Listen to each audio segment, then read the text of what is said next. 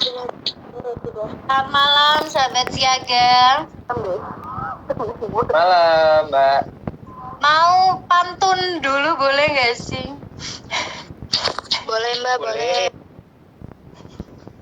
Tapi nyontek ya, nggak bisa soalnya. Kue talam diberi gula. Cakep, gitu loh Mas Rama. Cakep. Selamat malam, sahabat siaga. Jalan-jalan ke Jepara, tiba di pasar bertemu teman. Tirai mentari sudah terbuka, sambut saya dong dengan senyuman. Oke, senyum yang sangat-sangat lebar. Ini dari yang offline udah 1 bulan lebih ya, kayaknya nggak ketemu ya. Mungkin karena tadi hampir 30 menit kita error Zoom-nya. Langsung aja ya, sahabat siaga. Sudah siap? Halo, Mas Rama kemana ya? Gelap lagi ya? Siap. Sudah siap? Ya udah, kita jangan lupa untuk berdoa dulu agar diberikan ilmu yang bermanfaat ya. Allahumma inni as'aluka ilman nafi'a wa a'udzubika min ilmi la yanfa'. Semuanya sudah disiapkan alat tulisnya. Halo? Ini kemana ya suaranya? Kalau pada nggak ada ya? Mas Rama? Sudah, Mbak. Oke, Mas Rama jangan dimatiin dulu. Oke, ini materinya mana, Mas? Udah tampil materinya? Sebentar, Mbak. Kayak kesalahan teknis ya, biasanya sat-set gitu ya. Iya, ini lagi di rumah, Mbak.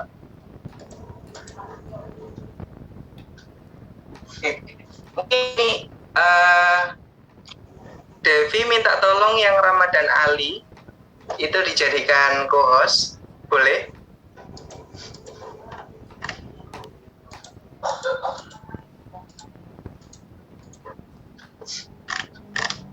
Boleh ya, dibantu ya? Sudah. Sudah, terima kasih. Coba ini aku share screen. Oke. Udah tampil, teman-teman? Sudah ya, Mbak Viko? Sudah. Iya, sudah.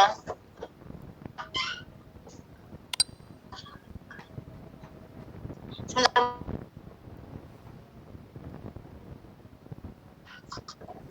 Oke, mengenal red flag. Waduh, ini tuh kayak istilahnya tuh lagi viral di TikTok ya.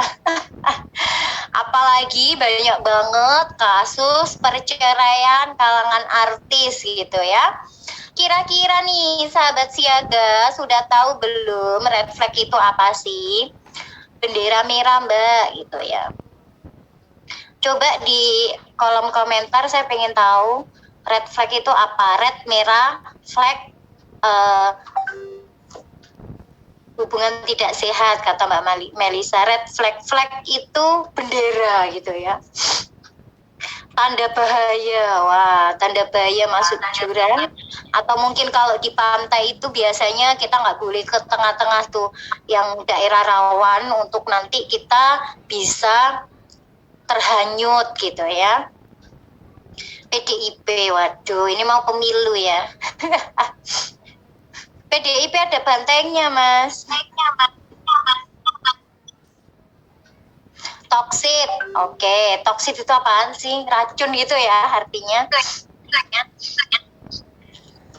Putus-putus nggak sih?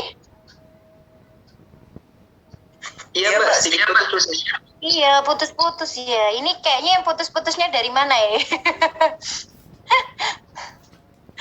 Materinya red flag, putus-putus pula ya kan? Nggak apa-apa ya.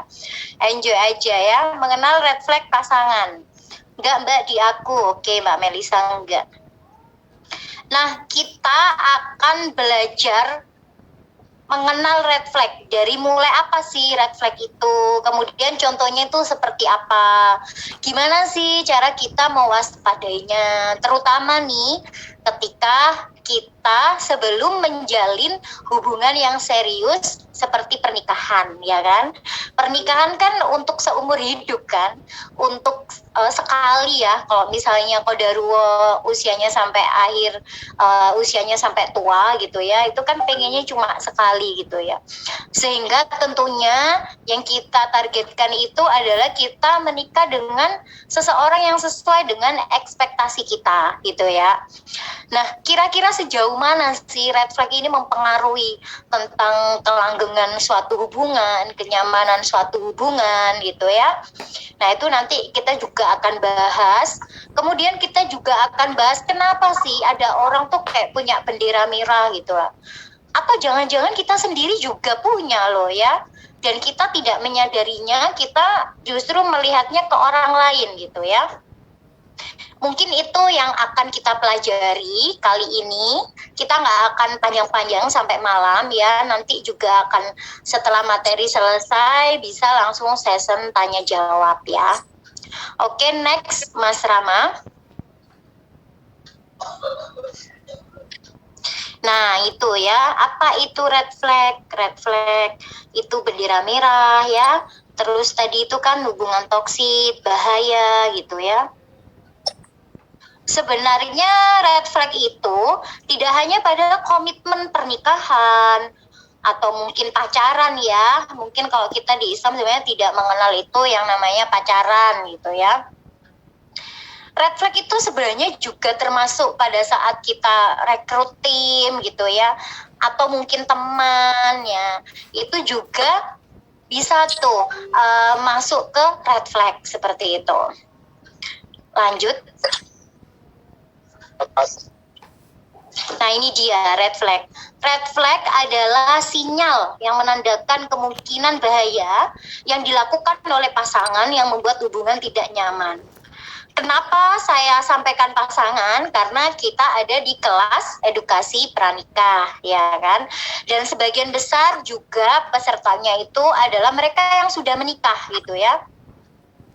Terutama nih banyak orang itu yang menyadari ternyata pasangannya tuh punya tanda-tanda itu loh dan diabaikan gitu ya. Sehingga pada saat proses pernikahan itu ternyata nggak mudah gitu ya. Kata Swita apa? Pernikahan itu apa? Ada yang nonton Hati Swita? Coba saya pengen tahu pernikahan itu apa sih? Ada yang nonton nggak di obrolan?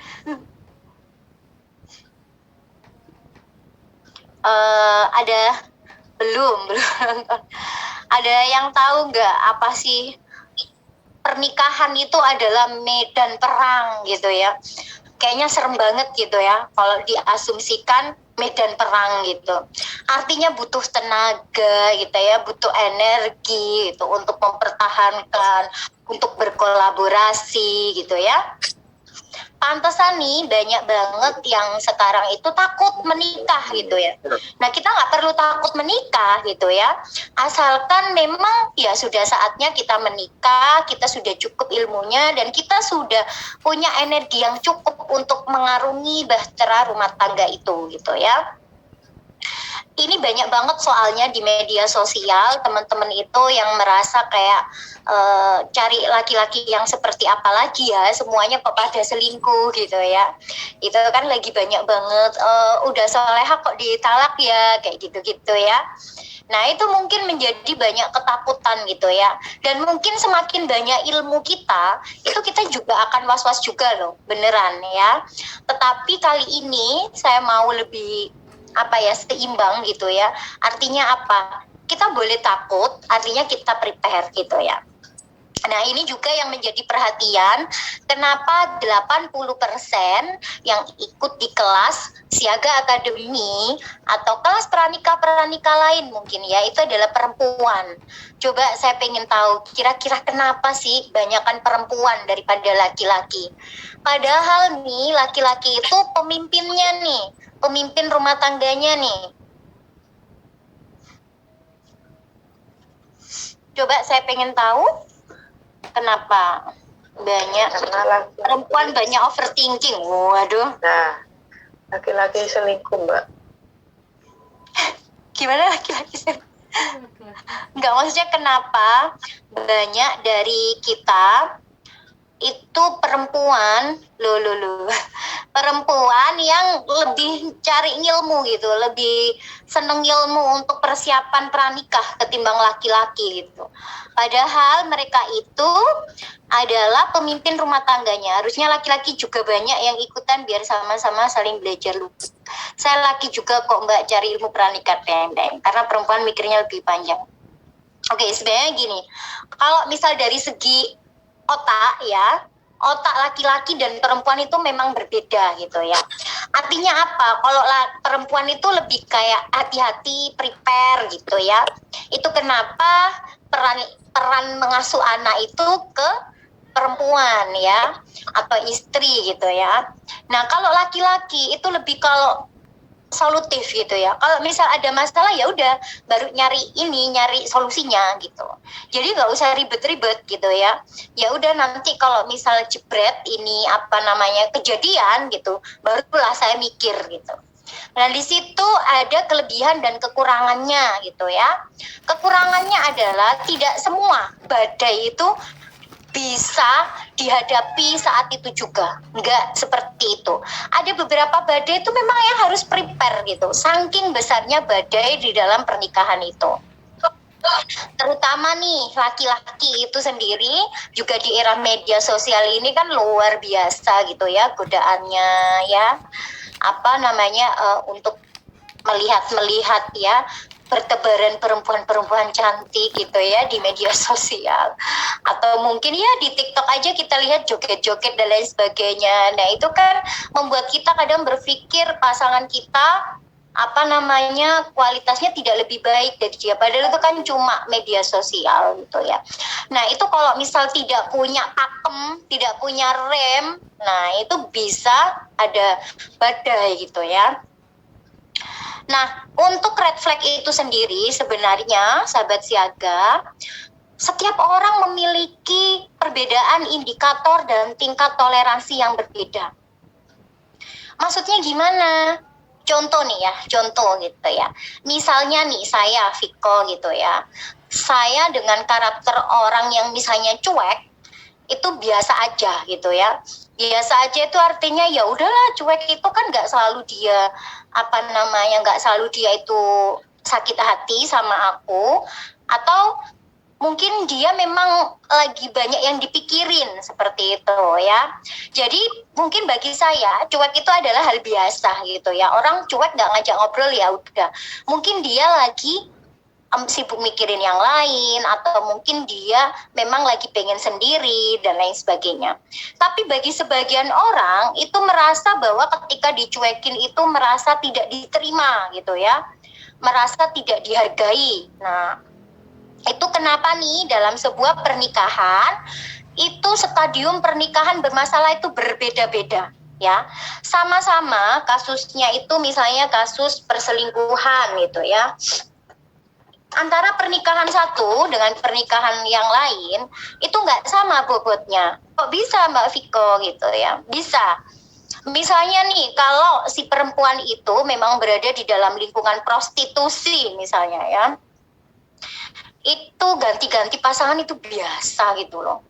Ya yang penting pernikahan tetap utuh gitu ya. Tapi bagi beberapa orang yang menganggap bahwa pernikahan itu adalah sebuah peradaban, harus setia, pasangannya nggak boleh ganti-ganti gitu ya, kemudian harus lurus, nah itu akan menjadi masalah besar ya. Makanya ketika kita tuh ada orang misalnya, kalau aku nih diselingkuhin aku pasti akan cerai misalnya kayak gitu. Kalau aku dikasarin atau di KDRT aku akan cerai gitu. Ada loh yang hanya itu di kata-katain aja sama suaminya, kayak bahasa Surabayaan ya, jian itu ya, tet gitu ya, an gitu ya, itu ada loh yang gugat cerai gitu. Ada seperti itu. Nah, apakah hal itu tuh lebay gitu ya? Enggak juga gitu ya. kita perlu ingat gitu bahwa setiap orang itu memiliki tingkat toleransi yang berbeda. Apa yang mempengaruhi latar belakang keluarga, harapan dia, atau ekspektasi dia di dalam sebuah hubungan. Nah, setiap orang itu kan punya harapan yang berbeda-beda ya di dalam hubungan sebuah pernikahan gitu. Kalau Coach Arvin nih bilang ya yang kemarin harus jadi keluarga pejuang gitu ya. Tapi di luar sana banyak banget yang hanya pejuang keluarga. Nah, hal seperti itu kan berbeda ya, nggak bisa kita samaratakan. Kita mau berdebat kayak apa, kalau mindsetnya berbeda ya nggak bisa gitu ya. Sehingga kita nggak bisa menghukumi bahwa cerai itu dibenci misalnya kayak gitu. Dalam kasus tertentu cerai itu ibadah loh ya. Kalau misalnya memang itu kalau nggak cerai itu justru menyiksa atau menyakiti ya. Salah satunya ketika yaitu tadi sudah tidak memiliki tingkat toleransi terhadap sikap yang dilakukan oleh pasangan, kemudian dia juga tidak merasa nyaman di dalam hubungan itu. Nah, begitu ya. Mungkin ada yang ini ditanyakan mungkin sebentar, ada yang sebentar ya, ini ada yang tanya link klien saya sebentar ya.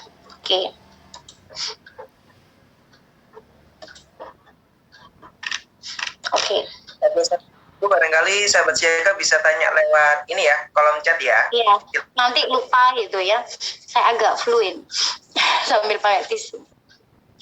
Oke, lanjut.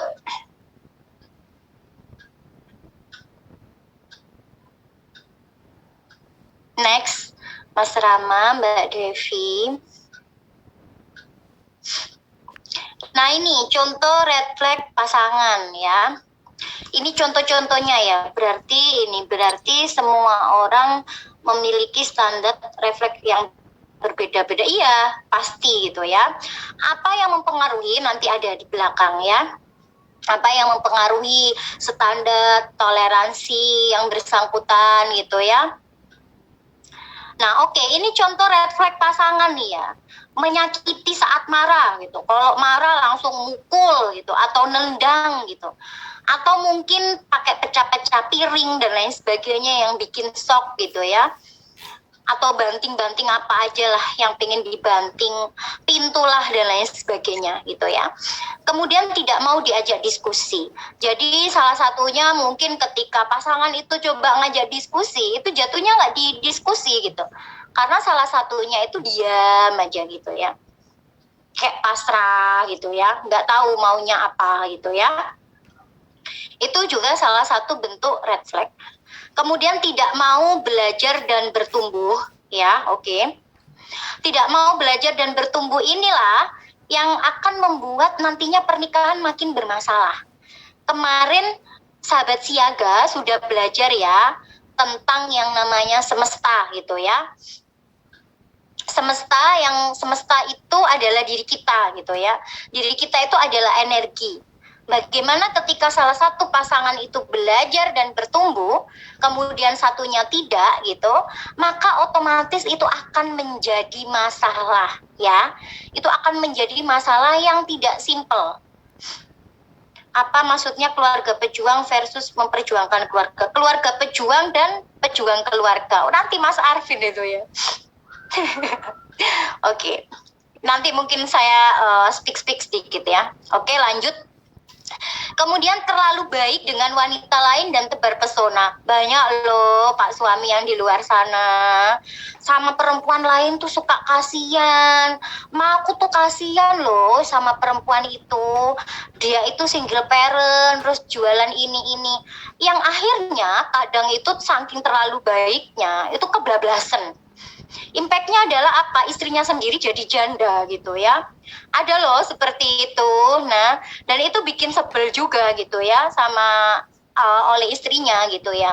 Karena apa? Ke perempuan lain aja itu mengasihani, tapi ke istri sendiri enggak gitu ya. Ya memang sih pernikahan itu ketika kita sudah masuk di dunia pernikahan yang udah tahunan, orang yang paling kita benci ya kadang pasangan kita sendiri gitu ya. aneh ya, tapi memang seperti itu, nggak mudah menikah itu. Tapi juga nggak seburuk itu juga sih kalau misal kita memang sudah prepare sejak awal ya. Kemudian terlalu banyak rahasia dan bohong. Nah, hal ini tuh contohnya ketika mungkin privasi ya, ini menjadi kesepakatan gitu ya. Mungkin sebelum nikah ada perjanjian yang namanya perjanjian pranikah. Sebenarnya masalah media sosial itu boleh dilihat oleh pasangan atau tidak, itu sebenarnya sudah harus disepakati sebelum pernikahan ya. Tidak pada saat kita sudah menikah gitu ya, itu akan jadi konflik gitu. Pada saat sudah menikah, kemudian yang satu pasangannya merasa bahwa kamu tidak perlu tahu, aku berhak punya privasi atau ruang pribadi gitu ya. Oke, atau mungkin disepakati untuk saling lihat gitu. Tapi sebelum pulang kantor, delete all. Nah, itu salah satunya itu akan menjadi tanda bahaya juga ya. Kenapa? Ketika kita mulai menghapus chat-chat itu agar pasangan kita nggak tahu, disitulah sebenarnya prahara rumah tangga akan dimulai ya. Oke. Gimana cari pasangan yang ini tuh di materi lain kayak yang standar itu ya. Ini lebih kepada yang masalah-masalah red flag ya. Kemudian kecanduan pornografi dan PMO. Nah, ini jangan disepelekan ya. Bagaimana nafzah ya, nafzah itu narkotika, psikotropika dan lain sebagainya itu yang termasuk di dalam narkotika itu tidak hanya obat-obatan terlarang ya sahabat siaga, tetapi juga konsumsi video porno itu adalah narkotika secara visual. Kemudian PMO, tahu kan PMO ya? Ada yang nggak tahu PMO. Nah, ini kayak edukasi seksual gitu ya. PMO itu kalau bahasanya ya, mohon maaf ini udah pada dewasa ya, ini kan ilmu, itu onani ya. Kecanduan pornografi dan PMO, saya ada klien juga seperti itu, anak pesantren bahkan. Ya itu kan memang nggak bisa ya ketika kita omongin, yang orang imannya kuat, sholat setiap hari, 5 waktu bahkan tahajud, tidak mungkin melakukan perselingkuhan atau perbuatan perzinahan gitu ya. Ternyata mungkin gitu ya. Ternyata ketika ditelusuri itu adalah otak depannya atau PFC, ini otak depan ya, PFC prefrontal cortex ya. Ini adalah otak yang mengambil keputusan atau kebijakan manusia. Nah, ini kata psikiater saya ya, bukan kata saya ya. Nah, di sini ketika yang namanya kita kecanduan pornografi, PMO, atau judi online misalnya gitu ya, atau bahkan mungkin kecanduan-kecanduan yang lain ya, yang artinya ketika lihat itu nggak bisa tenang gitu ya, maka itu kontrol akan diri itu bisa susah dikendalikan ya. Jadi kan dulu pernah saya bahas yang namanya amigdala hijak ya, pembajakan otak depan. Nah, itu real adanya. Kenapa sih dalam Islam itu ada gerakan sujud gitu ya? Itu sebenarnya salah satu terapi. Saya belajar juga itu di buku Cina tentang kesehatan, sholat untuk kesehatan gitu ya. Bahwa sujud itu adalah terapi PFC otak depan. Dengan syarat ya, dengan syarat sujudnya memang benar gitu ya. Gimana Mbak Viko sujudnya benar? Kalau kata Ustazah Halimah Al-Aidirus, itu kita kayak ada kerupuk nih pada saat sujud. Nah, itu kita tekan sampai kerupuknya itu hancur. Jadi bisa ngira-ngira ya seperti apa sujud yang benar itu, tekanannya seperti apa. Berarti kalau sajadahnya empuk gitu kira-kira mengurangi nggak sih ke ininya faidahnya ya, atau manfaatnya sholat itu sendiri untuk kesehatan gitu ya. Putus-putus ya yang lainnya. Coba yang lainnya putus-putus nggak? Oh, aman. Disambungin dulu Mas siapa sih, Mas Zaina?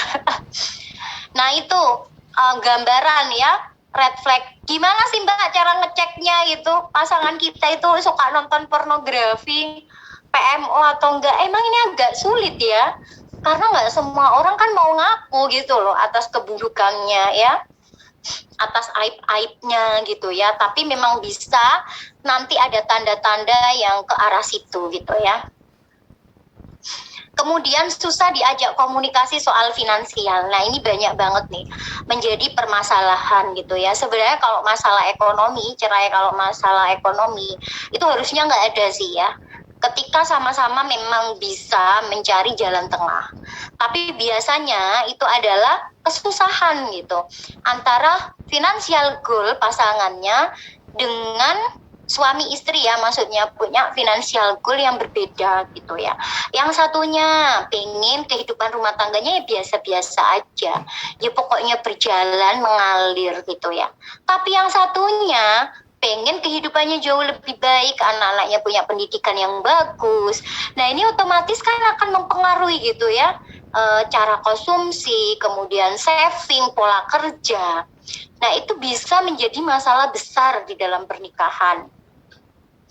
Ini kayak keluar masuk gitu ya. Kemudian spending behavior buruk dan suka berhutang. Nah banyak dari kita tuh menyepelekan gitu ya. Red flag misalnya pada saat masih pacaran atau PDKT gitu ya, atau mungkin ya yang ta'aruf gitu ya, terlihat kayak misal mas kawinnya itu yang kita ajukan gitu ya, ternyata nggak disetujui gitu ya, padahal kita melihatnya kayaknya mampu gitu ya. Pay letter. Oke, hutang ya. Jadi sebenarnya orang berhutang itu ada dua penyebabnya. Apa kira-kira? Ada yang tahu? Bersyukur. Penyebab kurang bersyukur. Jadi penyebabnya itu adalah ya gaya hidup ya. Jadi sebenarnya ada dua sih, gengsi sama spekulasi. Kalau nggak soal bisnis itu juga ada loh, banyak orang itu yang terjerembab ke dalam hutang itu karena merasa ketika usahanya digerojokin sama modal itu akan bertumbuh gitu. Nah itu spekulasi ya namanya, dan belum tentu hal itu beneran. Nah banyak sekali juga kasus-kasus pernikahan itu yang masalahnya seperti itu. Jadi antara pasangan satu dengan pasangan yang lain itu tidak memiliki kesamaan ya. Yang satunya capek gitu melihat pasangannya tuh usaha bangkrut, dan semua itu modalnya dari hutang gitu. Itu kan menyengsarakan gitu. Nah hal seperti ini perlu diwaspadai juga. Tadi yang bilang pay letter itu, mau beli skincare gitu belum ada uangnya, pakai pay letter dulu gitu ya. Sebenarnya ini tuh hutang itu nggak apa-apa ya teman-teman, itu balik lagi ke kalian, mental kalian gitu. Tetapi benar-benar ketika kita belum punya itu, kemudian kita maksakan beli, sebenarnya mentalnya belum di situ. Saya sendiri juga dulu pernah kok, saya ini udah pegawai bank, kartu kreditnya banyak, ya kan? Ya seperti itulah ya. Dan itu saya merasakan sendiri, itu berat loh, hidup dengan banyak hutang itu berat gitu. Oke, next. Ini contoh-contoh yang bikin pusing gitu ya. Pusing kepala Barbie.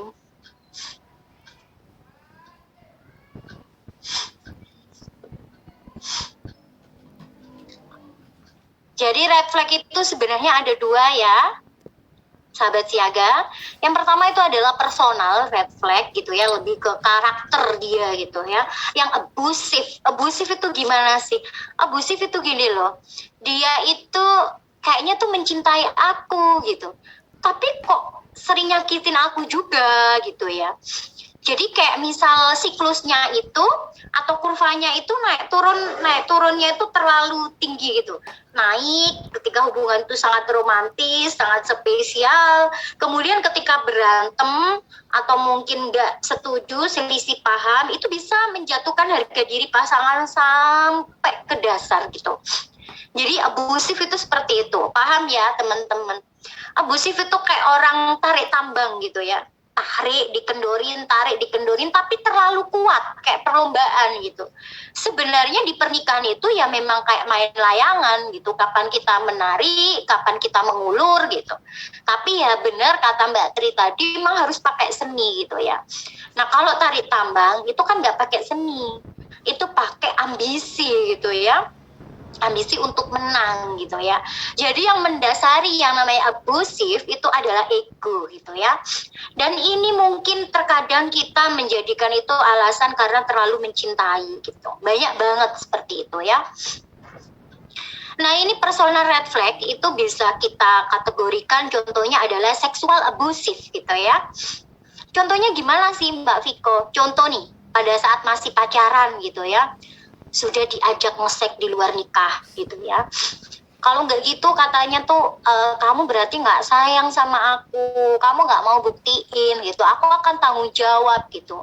Fix ya, itu seksual abusif. Padahal kalian merasa tidak nyaman dengan hal itu. Kalian memiliki pakem yang kalau misalnya belum menikah itu tidak boleh melakukan hubungan di luar nikah gitu ya, hubungan suami istri gitu ya. Kemudian hal yang kecil, misalnya hal yang kecil itu adalah contohnya pegangan tangan, cium pipi gitu ya, kissing gitu ya, cium bibir gitu ya. Itu di luar nikah ya maksudnya. Itu membuat kalian gak nyaman, itu namanya seksual abusif gitu ya. Nah kalau misalnya di pernikahan gimana Mbak? Kalau di pernikahan itu adalah mungkin yang kita juga lagi ini ya, viral gitu ya, soal fantasi seks gitu ya. Yang lagi viral tentang perceraian artis yang katanya itu masalahnya adalah di fantasi seks gitu ya. Nah itu termasuk seksual abusif gitu, yang harusnya hubungan suami istri itu adalah saling menyayangi gitu ya. Tapi ternyata itu jatuhnya adalah membuat pasangan gak nyaman gitu, karena hanya menuruti fantasi-fantasinya. Dan ini misalnya nih ya, ini karena kita udah dewasa juga ya, ada loh suami itu yang pengen kayak trisam gitu. Jadi dia kayak sewa perempuan lain gitu, jadi maunya bertiga gitu. Atau mungkin ada juga yang istilahnya itu melakukan apa ya, kayak misal kalau di Islam itu kan memang nggak boleh ya kalau haid gitu ya. Ada yang seperti itu, ada yang punya fantasi seperti itu. Nah banyak, dan kasusnya tuh sebenarnya banyak banget di pemerintah, itu banyak yang ditangani KDRT yang seperti itu juga gitu ya. Dan banyak perempuan di luar sana itu ya terpaksa mempertahankan kondisi seperti itu karena memang dia secara finansial ya nggak mandiri gitu ya. Jadi banyak hal gitu yang menjadi pengaruh mengapa mereka bertahan pada seksual abusif gitu ya. Jadi sahabat siaga udah tahu nih ya, seksual abusif itu termasuk red flag gitu ya. Jadi kalau ada pasangan atau calon pasangan yang maksa-maksain untuk ngajak check-in lah, atau mungkin untuk pegang tangan, sedangkan kita pegang tangan bahkan sekalipun sedangkan kita nggak nyaman gitu. Nah itu sudah tindakan abusif gitu ya. Kemudian yang kedua itu adalah finansial abusif ya. Tadi sudah saya sepil gitu, salah satunya mungkin dia sebelum menikah aja tuh suka berhutang sama pasangannya. Atau mungkin sebenarnya gini, mau bisnis berdua gitu. Padahal sebenarnya yang pasangan satu itu masih belum merasa yakin bahwa nanti dia akan menikah gitu. Sahabat siaga, saya warning ya untuk tidak melakukan bisnis berdua, nyicil rumah gitu ya, berdua dengan calon pasangan. Kenapa? Itu akan menimbulkan banyak masalah ya, banyak kasus yang seperti itu ya. Kok jangankan orang yang menikah aja kan bisa cerai, itu pun ada tuntutan harta gunung kini dan lain sebagainya. Lalu bagaimana ketika itu kita belum ada ikatan gitu ya. Hindari hal-hal yang seperti itu gitu. Kenapa sih Mbak Viko ada banyak orang itu yang merasa sangat lekat dengan pasangannya, bahkan kayaknya tuh bucin parah gitu ya, dinasehatin kayak apa tuh nggak bisa. Berulang kali saya sampaikan, gak usah nasehatin orang bucin, itu lebih susah daripada nyebokin anaconda ya, beneran lebih susah ya.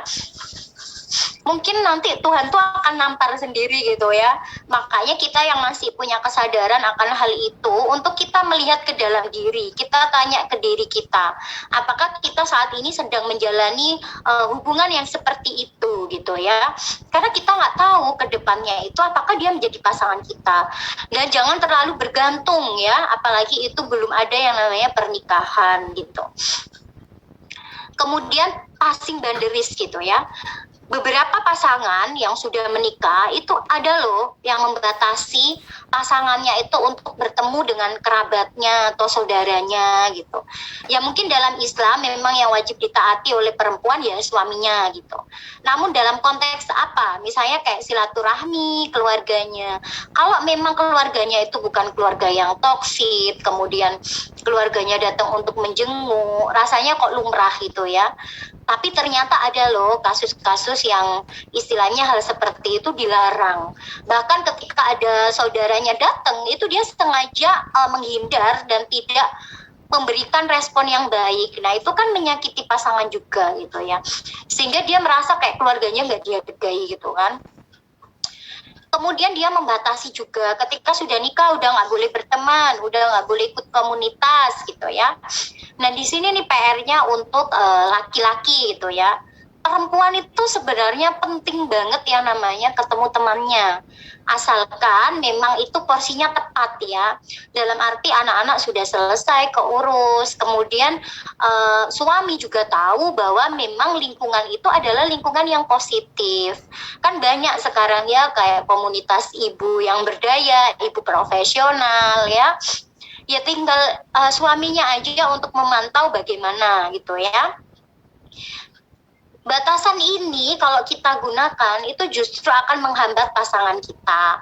Atau mungkin ikut kajian ya, offline sama online itu kan pasti beda gitu ya. Kalau online itu kan nggak dapat feel-nya gitu. Sekali waktu online sama pasangan. Nah, sehingga tidak ada yang namanya passing boundaries gitu ya.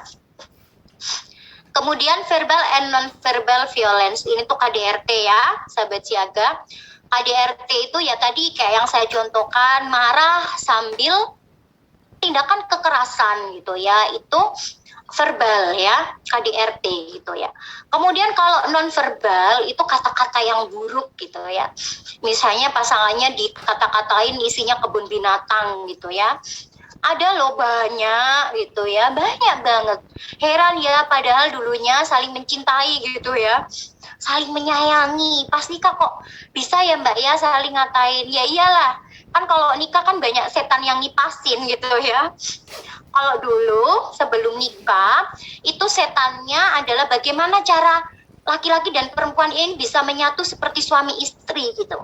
Karena kan ada nafsu syahwat gitu ya, sehingga mereka berdua itu merasa kayak kayaknya enak ya tidur bareng gitu, enak ya udah nggak perlu video call untuk sebelum tidur gitu ya, seperti itu ya. Itu memang iblisnya. Sebelum menikah sama sesudah menikah job desk-nya berbeda gitu ya, maka kita juga harus terus waspada gitu ya. Jadi job desk sebelum pasangan ini yang suami istri laki-laki dan perempuan itu kan pada saat belum menikah itu gimana ya caranya mereka berkholwat gitu, berdua-duaan terus gitu ya. Gimana mereka itu chatting intens tengah malam dan lain sebagainya gitu ya. Itu job desk-nya iblis itu ya sebelum menikah. Tapi sesudah menikah itu job desk-nya berubah ya. Job desk-nya itu bagaimana pasangan itu benci sama pasangannya sendiri. Bagaimana di mata istri suami itu sangat menyebalkan, begitu pula sebaliknya gitu ya. Bagaimana suami itu melihat bahwa istri itu kayak toa musola gitu ya, cerewet gitu ya, ngomong terus suaranya keras gitu ya. Ya itu seperti itu. Next.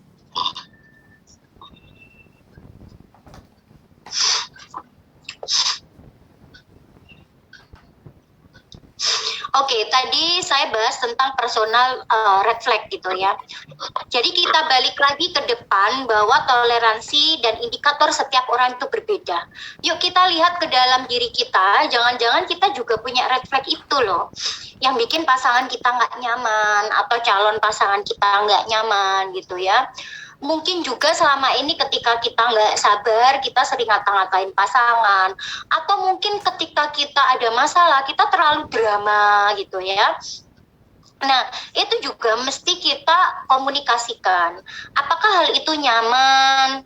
Banyak loh, kayak laki-laki nih terutama, yang bersangkutan tuh diam gitu. Diam itu sebenarnya ada dua tanda tanya gitu. Diam antara dia memang sangat sabar dengan kita gitu, atau memang yang kedua itu diamnya itu sakit hati juga gitu ya. Tapi dia mau nyakitin itu dia cinta gitu. Tapi ternyata berjalannya waktu itu menjadi bom waktu yang luar biasa gitu loh ya. Banyak banget kasus-kasus perselingkuhan itu sebenarnya si suami itu merasa tidak dihargai ya. Nah, pride-nya. Jadi laki-laki tuh kayak harga diri tuh harga mati gitu ya. Tapi kalau laki-lakinya tuh udah belajar tasawuf, udah belajar agama yang level tinggi gitu, itu kayaknya enggak, harga dirinya ya mendengarkan istrinya ceramah gitu, ngomel gitu ya. Itu kan kata Gus Ba, ya kamu nggak bisa jadi wali kalau misalnya kamu nggak kuat dengerin omelan istrimu gitu ya.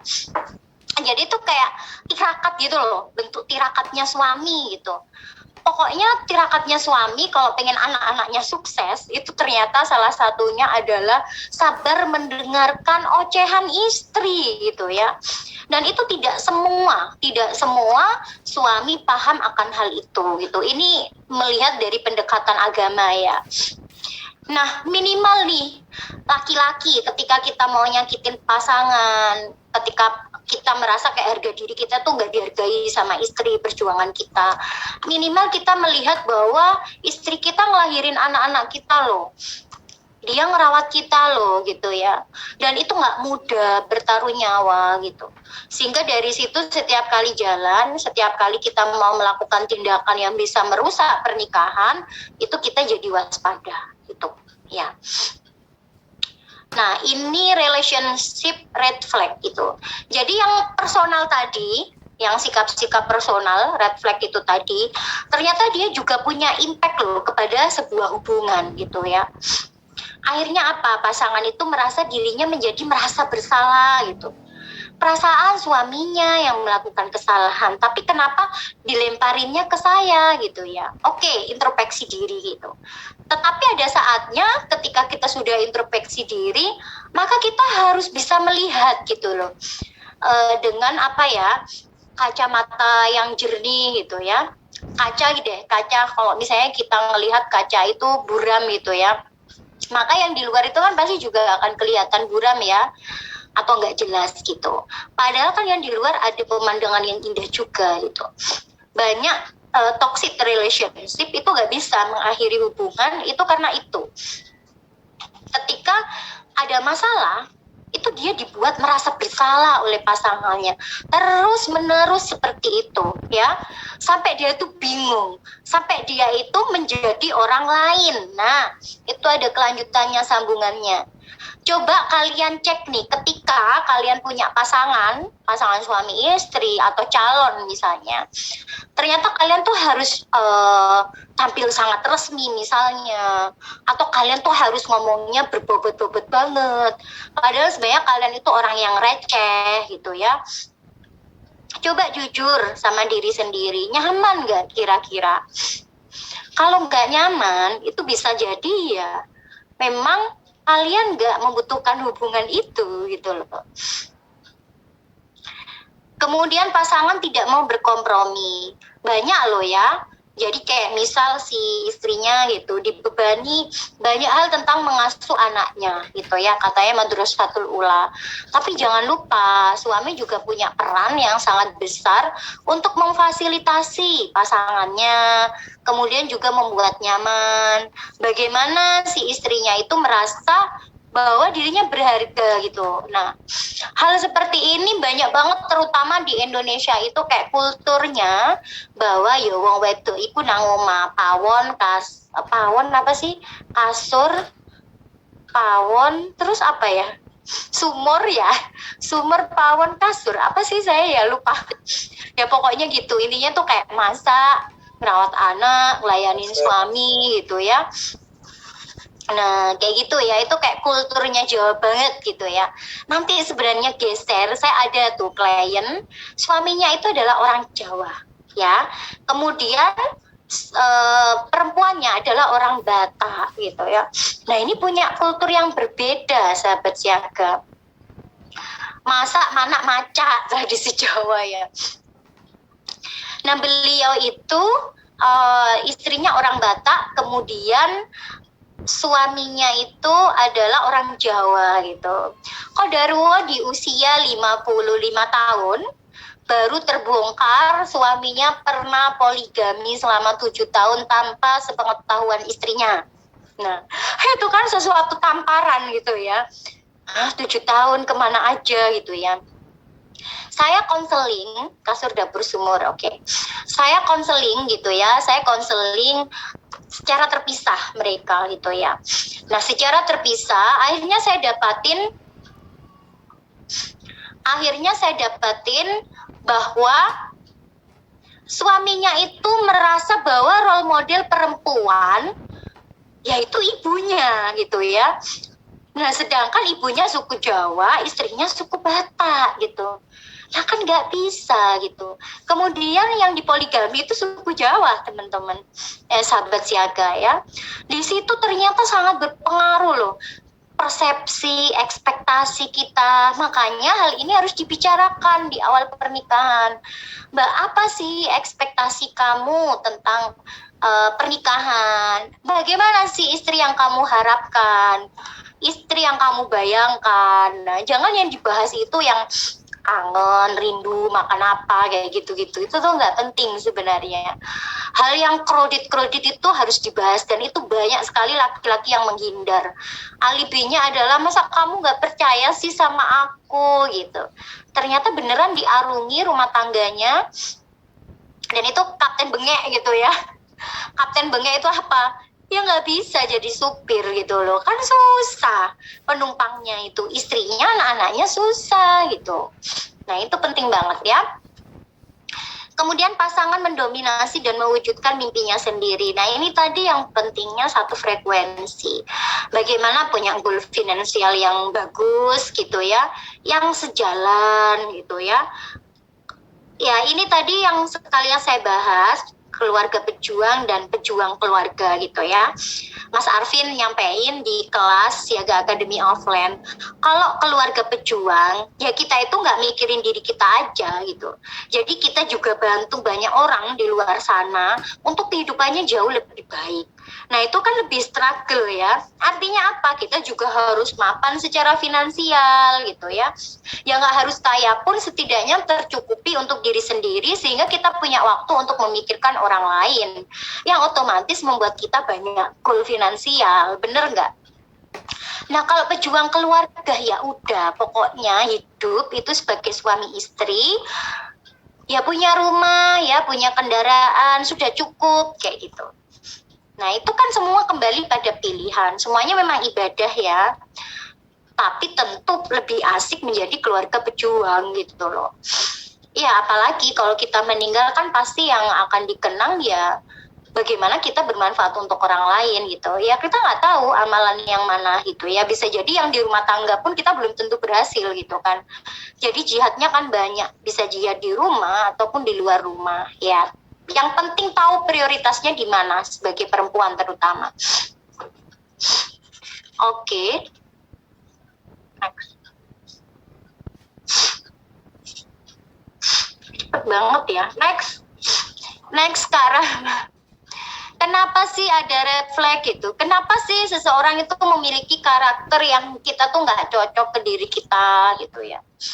Kemudian itu merasa membuat diri kita nggak nyaman gitu ya.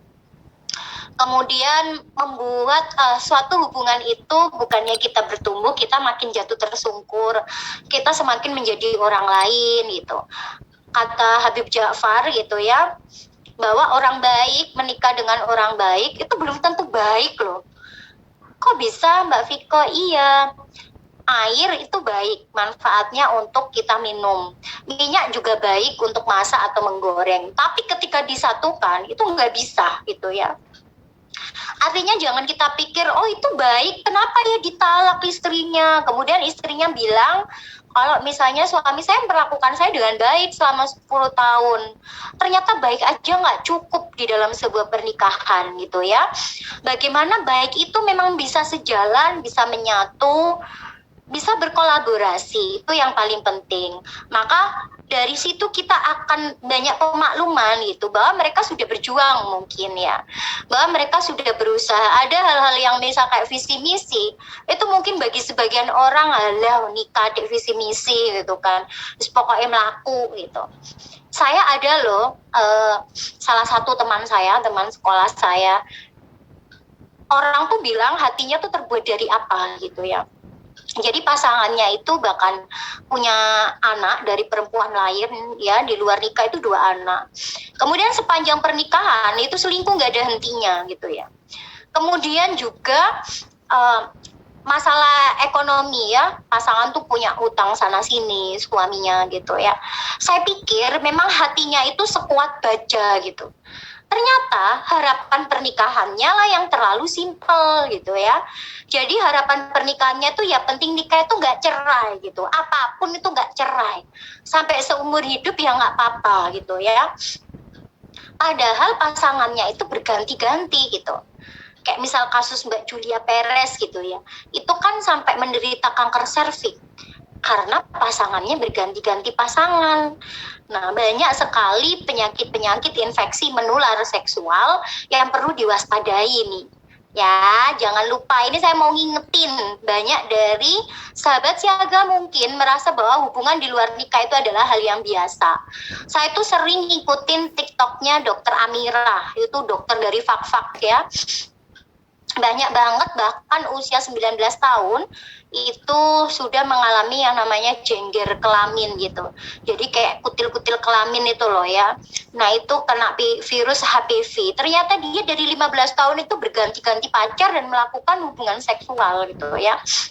Jangan dikira hal-hal yang seperti itu tidak memberikan bahaya gitu. Jadi makanya kembali lagi ke harapan kalian dalam sebuah hubungan itu seperti apa. Kalau mau toleransi ya nggak apa-apa ya. Tapi pakemnya di mana, siap dengan seperti apa, monggo, itu silakan. Makanya saya bilang red flag itu toleransinya ke diri kita. Lihatnya dari mana? Lihatnya adalah dari kemampuan kita ya untuk punya tenaga nggak sih untuk memperjuangkan ini gitu ya. Kenapa ada red flag itu? Mother issue misalnya. Jadi pasangan selingkuh itu juga ada yang mother issue. Jadi kalau selingkuh tuh nggak bisa diglobalkan ya. Kenapa saya ngomongin masalah selingkuh? Karena banyak red flag itu yang sebenarnya sudah terlihat sebelum menikah, kemudian diabaikan gitu. Dan berjalan waktu dibiarkan, kemudian pada akhirnya itu merusak sebuah hubungan. Salah satunya memang yang lagi viral kan memang kasus-kasus itu ya. Termasuk juga KDRT, mungkin yang Leslar dulu ya. Itu juga termasuk bagian dari red flag itu tadi yang diabaikan. Ada nih kasus kayak misal ada salah satu pasangan yang mau melamar, itu dia emosi kayak banting keset gitu loh. Keset itu apa sih? Yang membuat masuk rumah itu ya. Dia pikir oh mungkin dia cemburu atau apa ketika ada temennya yang datang. Dilanjutkan ke dalam pernikahan, ternyata lebih menyeramkan. Nah itu perlu diwaspadai ya. Oh ya, kaum laki-laki kalau udah tahu kayak gini terus biar nggak kelihatan red flag gitu ya. Ya jangan gitu, itu namanya manipulatif gitu ya. Begitu pula perempuan, biar saya diterima gitu, saya jadi yang anggun gitu, padahal masih labil gitu ya, padahal masih drama, tantrum kayak gitu. Ya sudah, kalian siapkan diri kalian dulu.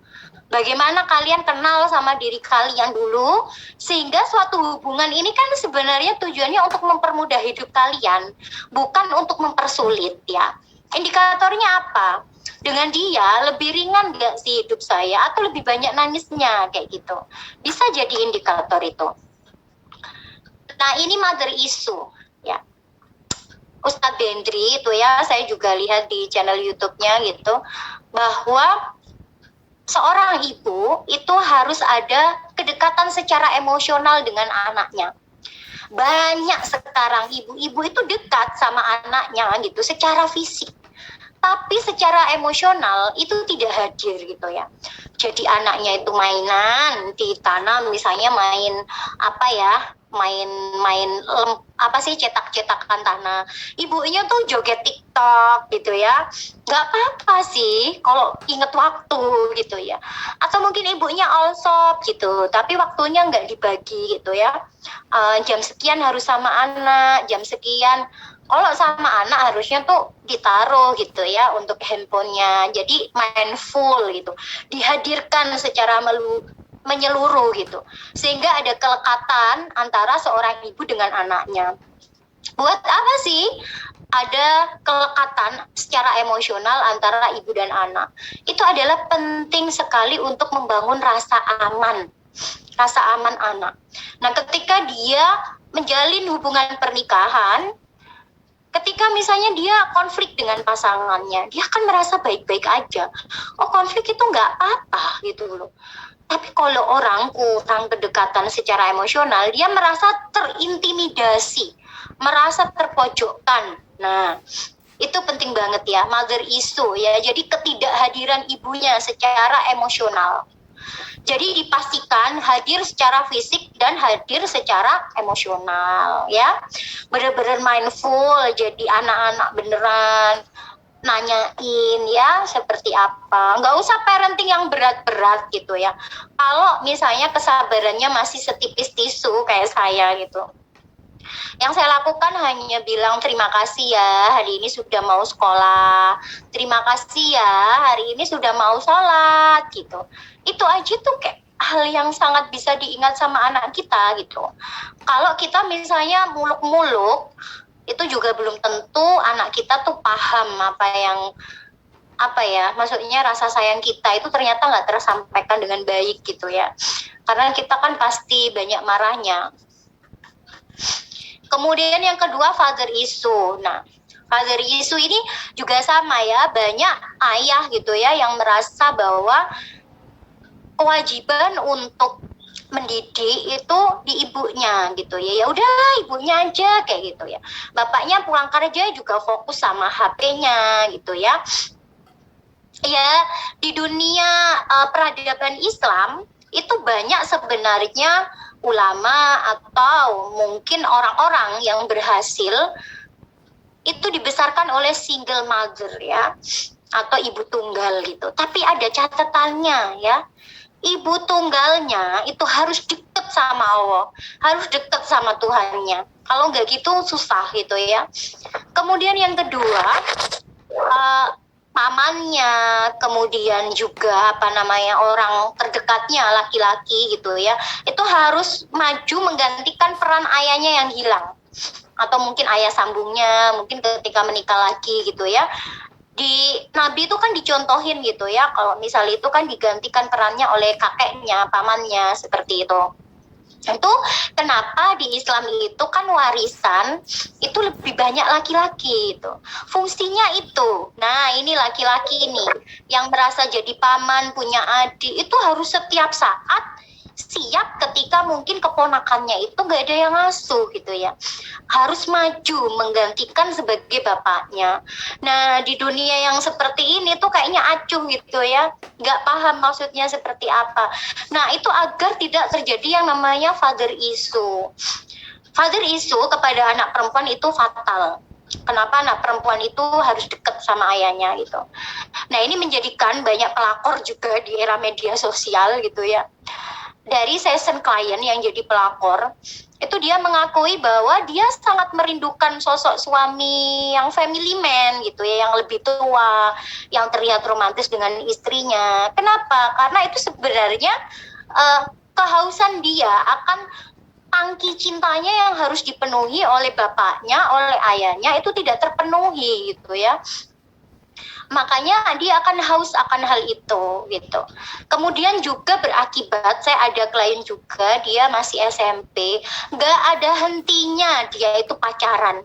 Konflik di sekolah itu sampai tawuran gara-gara putus. Jadi perempuan tuh bisa jambak-jambakan gitu ya. Kemudian pada saat saya tanya si Ana itu, kapan terakhir kamu nangis gitu, tadi malam gitu ya. Tadi malam sambil kepalanya itu bentus-bentuskan ya, di ke ke tembok gitu. Kenapa gitu? Karena ayahnya itu sangat keras, kalau marah itu pakai sabuk gitu ya. Jadi dia dipukul gitu ya. Sedangkan dari kecil dia dititipkan neneknya, baru dia SMP itu ikut. Sedang dia tuh nggak punya kedekatan sama bapaknya gitu. Jadi kayak saya suruh pelukan aja tuh bingung gitu loh, kayak kaku gitu loh. Gimana sih anak perempuan pelukan sama bapaknya gitu? Nggak kayak aneh gitu, kayak sama pacar gitu. Padahal kan harusnya itu sudah ada kelekatan dari sejak kecil ya. Meskipun ya peluknya tentu kalau dewasa itu ya peluknya tidak yang mesum gitu ya.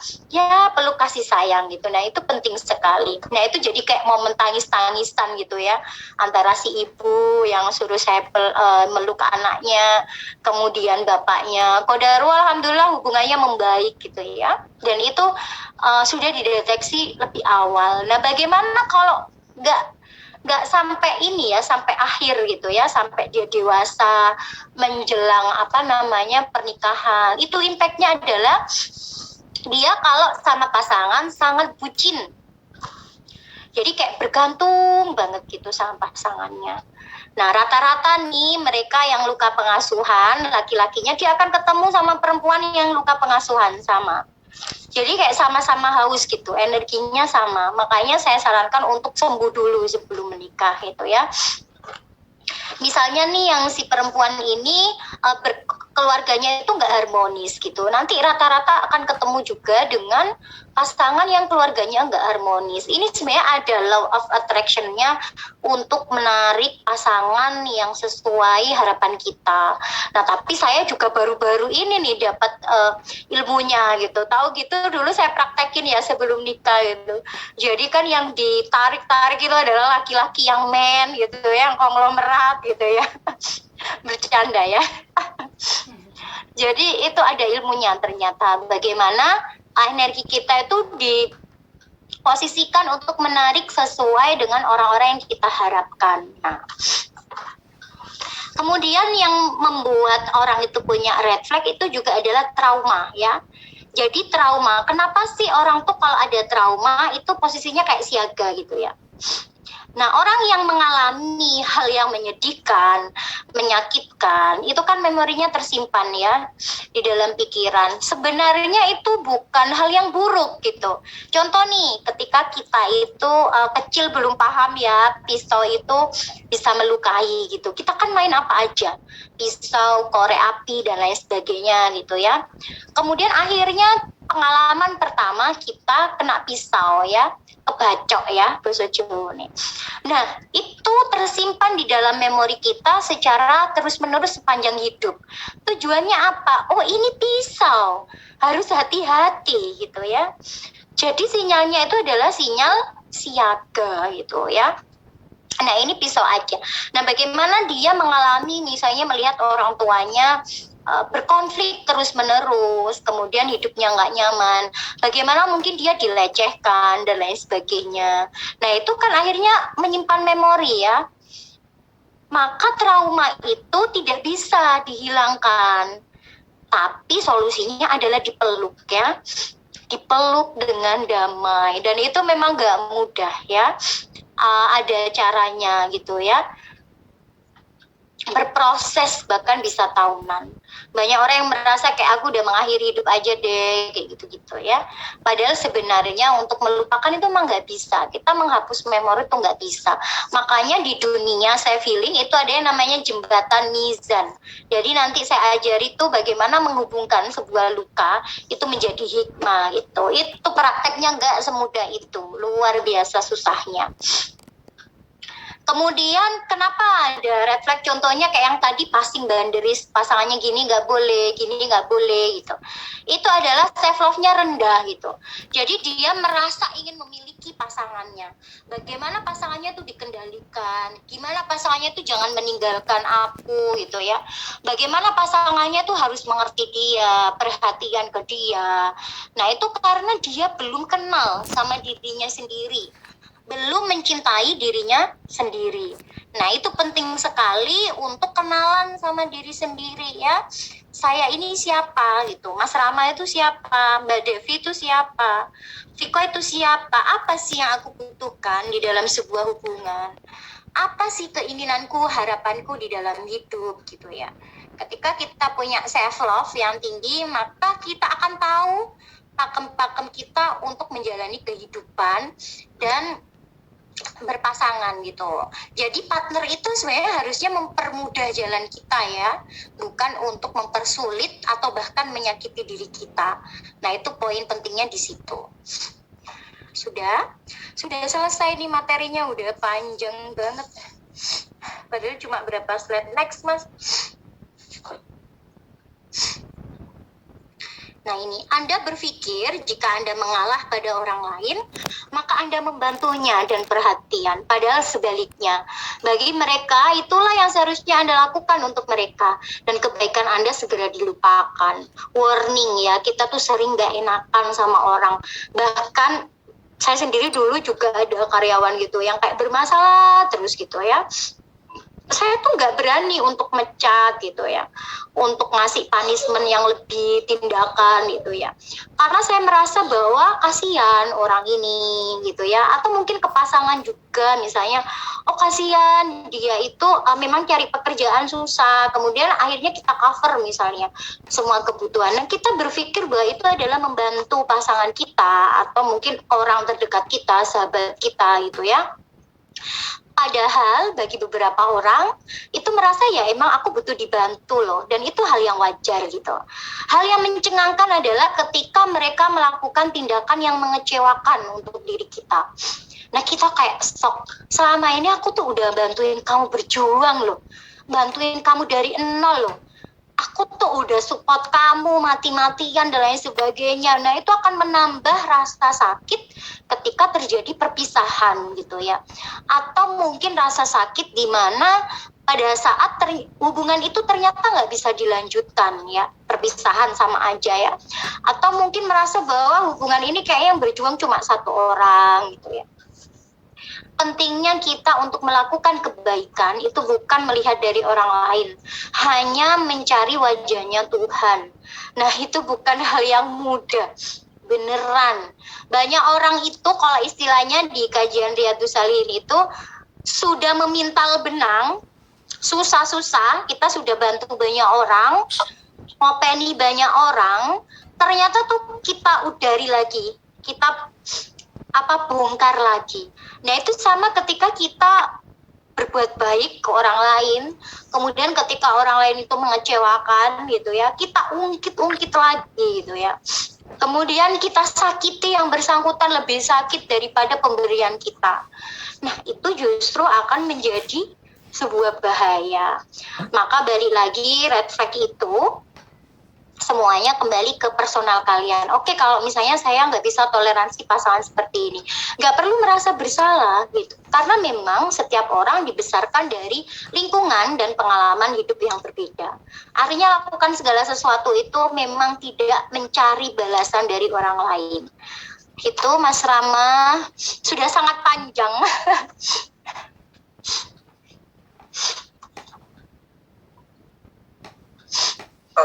Oke, baik Mbak Tiko. Luar biasa ya. Ini dikupas tuntas soal red flag yang lagi booming di sosial media seperti itu. Nah ini barangkali ada juga mungkin pertanyaan, boleh banget langsung di chat aja. Nah sebelum sambil apa? Oke, sambil nunggu sahabat siaga yang mau bertanya, nah di sini Rama mau sedikit share ya. Jadi untuk kali ini kita ada apa namanya, yang mengadakan kan memang bukan Siaga Academy aja, tapi ada Samawa Consulting yang juga turut serta ya dalam mendukung terselenggaranya kelas pada malam ini seperti itu. Oke. Nah, di sini Rama mau share sedikit aja soal Samawa Consulting ke biasa gitu ya.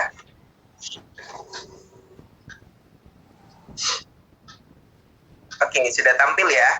Nah, jadi di sini Samawa Consulting itu membuka program gitu ya. Jadi membangun rumah tangga dengan ilmu, tagline-nya. Ada kelas online, jadi di sini kelas online untuk pranikah dan juga kelas online untuk rumah tangga. Nah ini salah satu bentuknya seperti kelas pada malam hari ini ya. Nah ini adalah kelas online yang diadakan Siaga Academy dan juga Samawa Consulting. Nah kemudian ada juga program konsultasi privat dari Samawa Consulting, itu privat terkait pranikah dan juga privat untuk rumah tangga. Kemudian konsultasi pasangan juga bisa gitu ya. Nah, pasangan pranikah maupun pasangan suami istri. Nah, ini cocok banget buat kita semua ya, sahabat siaga. Kalau misalkan dari sahabat siaga ada hal-hal yang lebih istilahnya personal gitu ya, mau curhat ke orang tua itu kayaknya mungkin nanti nggak dengerin, malu, bikin bebanin orang tua gitu ya, atau curhat ke teman kita malah takutnya disebarin gitu ya ya. Nah, di sini ada tempat yang profesional di Samawa Consulting ini yang akan membantu sahabat siaga untuk membangun rumah tangga dengan ilmu seperti itu.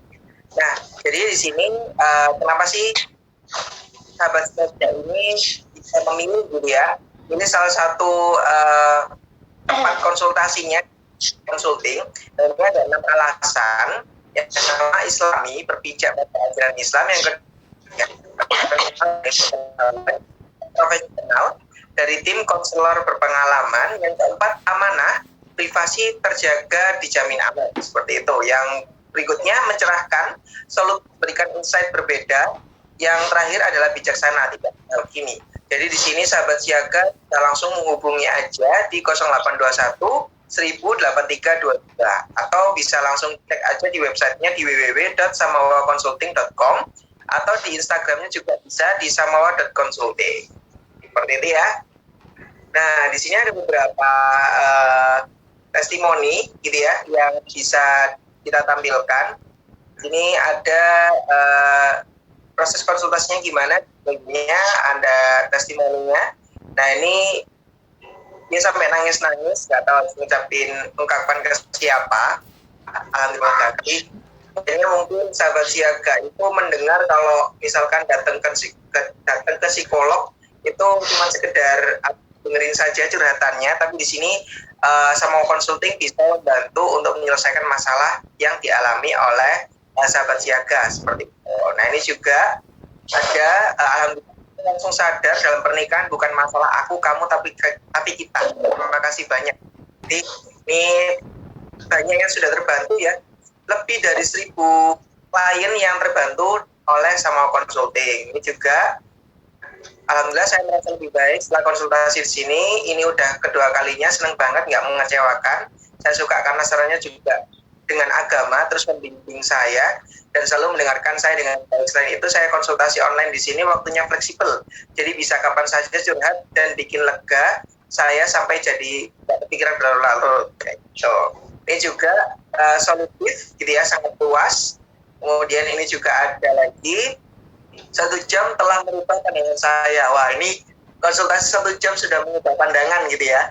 Nah, mungkin barangkali sahabat siaga di sini masih kurang puas gitu ya, mendalam karena memang pembahasannya juga masih umum kalau di kelas online, dan itu bisa langsung menghubungi Samawa Consulting seperti itu. Ini ya, bisa lagi di 21 1832. Oke, yuk sahabat siaga, barangkali ada yang mau ditanyakan.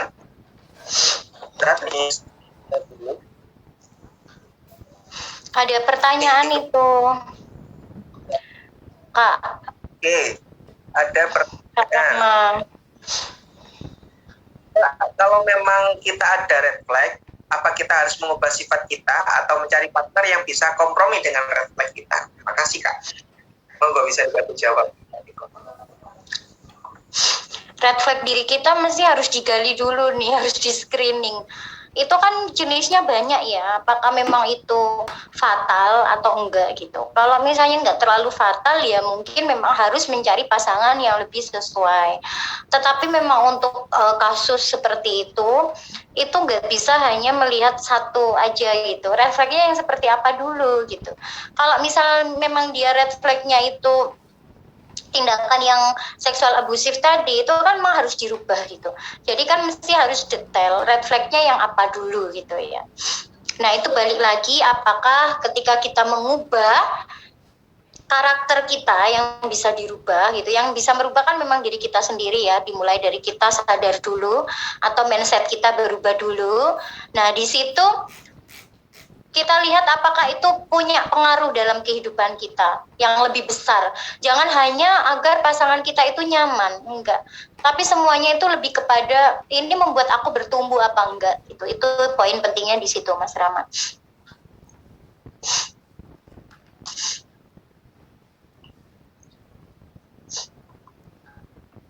Halo, Mas Rama nggak ada suaranya ya? Oke, semoga menjawab ya untuk Melur Fatimah Haris. Terima kasih.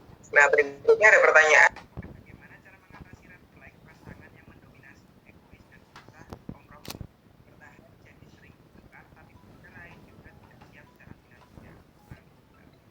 Nah, kalau misalnya udah ada judul pengen cerai, itu ada step yang harus dilalui. Banyak mereka itu yang datang ke pengadilan agama, ya mediasi hanya di mediasi yang hanya formalitas 30 menit, ya pasti cerai gitu ya. Sedangkan kita itu sebenarnya sudah ada nih, kalau di Islam ya, itu sudah dijelaskan di surat An-Nur. Bagaimana ketika dua orang itu konflik tidak menemukan titik temu, apa yang harus dilakukan?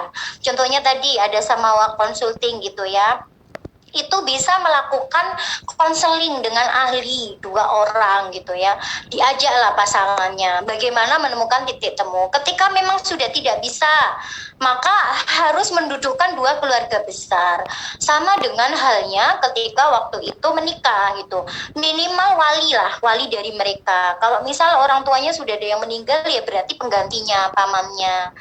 Nah itu tujuannya agar kita itu menempuh ikhtiar dulu gitu. Kalau mungkin mandiri secara finansial, banyak sih memang perempuan yang ketakutan istilahnya tuh mempertahankan dalam kondisi toksit gitu, sampai sakit-sakitan, bahkan mungkin ada yang sampai sakit kanker, ada yang kena kista dan lain sebagainya, yang diakibatkan adalah banyaknya emosi negatif yang berada di dalam gitu ya, masuk ke dalam dirinya. Silakan ditanya gitu, apa harapan atau ekspektasi dia dalam pernikahan. Kalau masalah rezeki sih harus berani sih, harus yakin, jadi benar-benar yang 100 gitu. Kalau misal kita doa, ya Allah, aku butuh uang 5 juta besok. Nah kita kan biasanya cancel sendiri. Emang uang 5 juta dari mana? Kemarin tuh loh Mas Rama, saya itu kan check out ya di Shopee gitu ya. Ini sebut merek gitu ya. Jadi check out gitu, itu tuh habisnya berapa ratus ribu gitu ya. Kemudian saya lihat lagi loh, ini kan belum gajian, nggak bisa, karena memang bukan budgetnya gitu. Kemudian saya doa gitu sama Allah gitu, ya Allah saya tuh pengen dapat uang segini karena saya pengen banget sama barang ini. Qadarullah besoknya saya dapat ganti utangan dari orang lain. Ya meskipun itu uang saya sendiri gitu ya. Padahal kan uang itu kan belum tentu ya. Belum tentu itu mau balikin gitu ya. Jadi saya udah sering banget meraktekin, kuncinya adalah 100% yakin. Nah, setelah menempuh itu tadi ya, jadi kata bercerai itu tidak bisa dijawab hanya satu kali. Bahkan klien-klien saya tuh berproses hingga sampai 6 bulan gitu. Gitu, Mas Rama. Kemudian Oke, jadi ada lagi Mas Rama, mungkin ada yang hampir mirip-mirip gitu. oh iya, ada lagi. Oke, tunggu dulu, Mbak. Ada yang trauma itu ya? Juga, ya, betul. Tapi sebentar, Mbak Viko, tahan dulu, jangan dijawab. Iya. Nah, kan ini Rama juga mau share ya. Semoga tadi bisa membantu ya untuk Dewi ya, terjawab ya. Nah, di sini Rama mau sharing sebelum kita masuk ke pertanyaan berikutnya. Si Rama mau sharing soal kegiatan kita Siaga Academy. Nah, kita rencana akan mengadakan kelas offline seperti itu. Nah, sini siapa nih yang mungkin mau ikutan gitu ya? Nah, sini Rama coba share dulu. Share screen ya. Oke.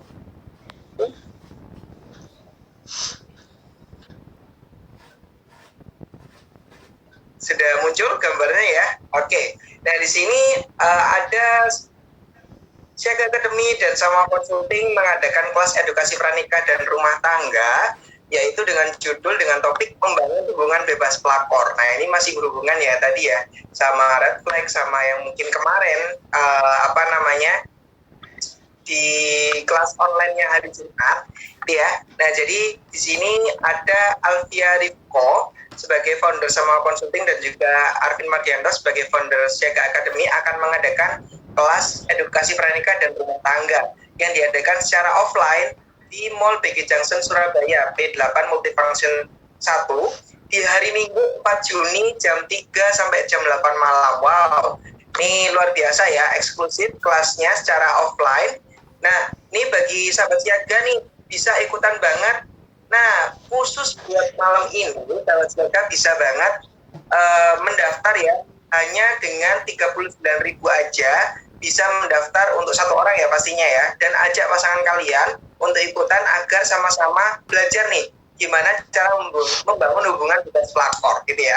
Nah, ini nggak cuma ngomongin soal pelakornya, tapi soal mungkin nggak hanya dari pihak ini ya perempuan ya, tapi pihak laki-laki juga sangat dibutuhkan. Jadi jangan underestimate dulu bahwa memang setelah ada juga yang bisa selingkuh.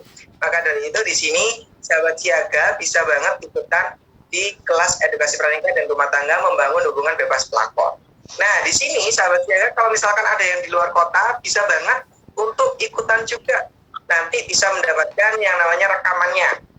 Nah, itu ya. Jadi rekamannya juga bisa didapetin itu sama sahabat siaga secara online gitu ya.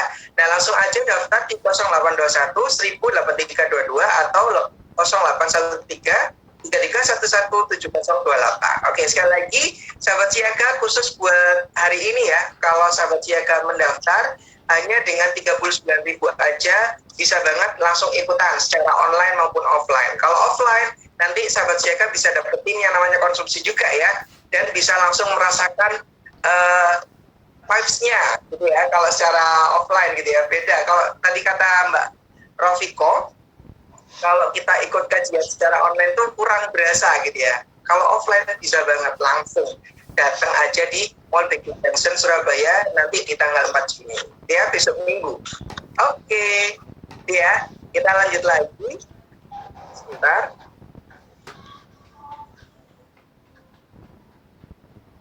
Ini di mana ya tadi pertanyaan Mas Rama. Oke, pertanyaan ya. Yuk, saya dari Laila Maulidia.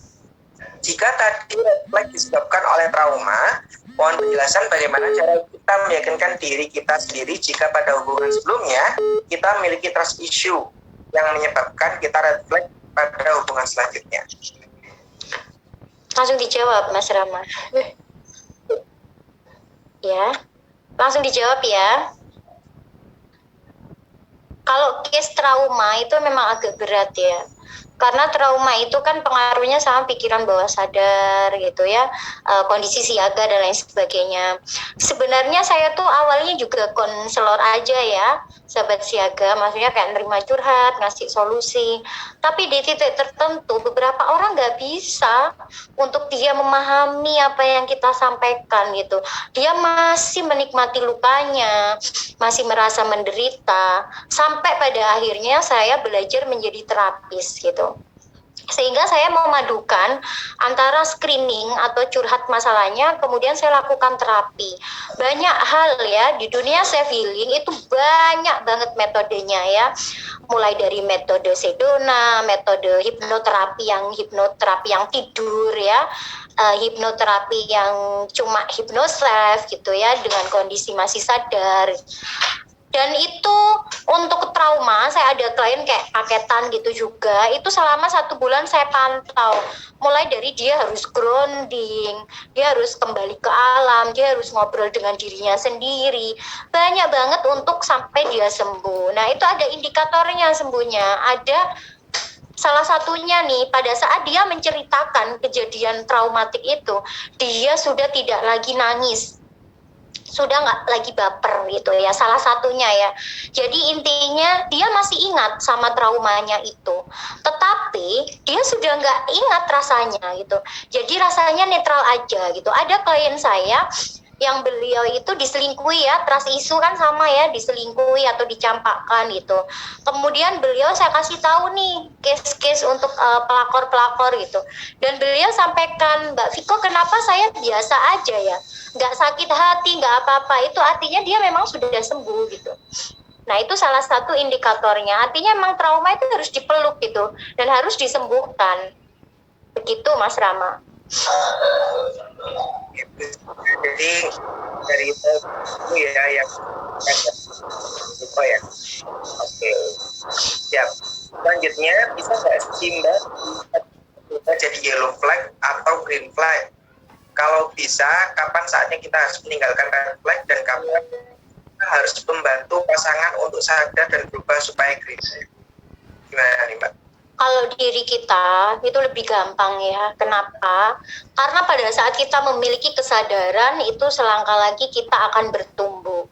Jadi urutannya itu adalah sadar ya, mindsetnya tuh dirubah dulu, itu sadar.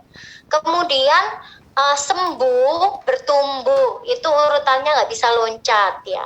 Kemudian kalau itu ke pasangan itu yang susah, karena kembali lagi kita nggak akan pernah bisa merubah orang lain. Itu adalah hal yang mustahil.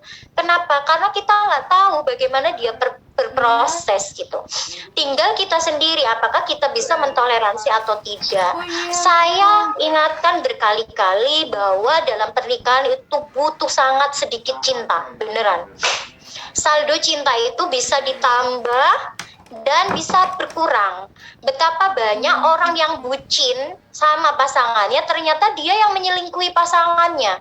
Udah jelas banyak kasus ya di media sosial, artis itu. Padahal si laki-laki itu yang memohon-mohon untuk menikahi si perempuan, padahal tidak disetujui oleh orang tuanya ya.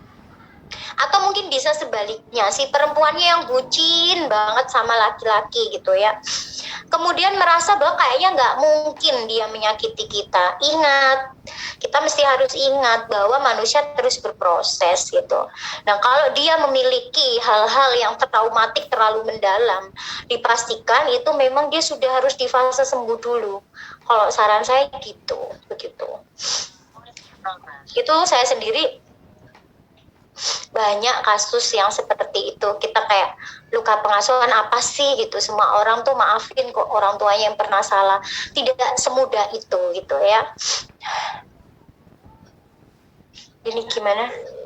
Ada lagi kan terakhir ya Mas Rama, sudah malam. Boleh. Terakhir ya, jaga ya. Red flag itu merupakan ungkapan dia tidak suka terhadap kita atau bukan ya, seperti selalu mengutarakan kata yang tidak baik dan selalu beranggapan kalau kita tidak baik di matanya dan tidak bisa berubah katanya. Itu bagaimana ya menghadapi orang seperti itu?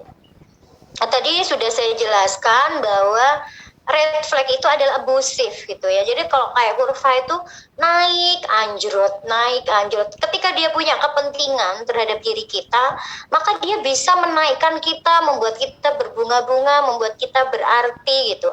Tapi ketika dia merasa bahwa kayaknya dia merasa terancam atau merasa bahwa akan kehilangan kalian, nah itu bisa menjatuhkan harga diri kalian kayak yang sejatuh-jatuhnya gitu loh.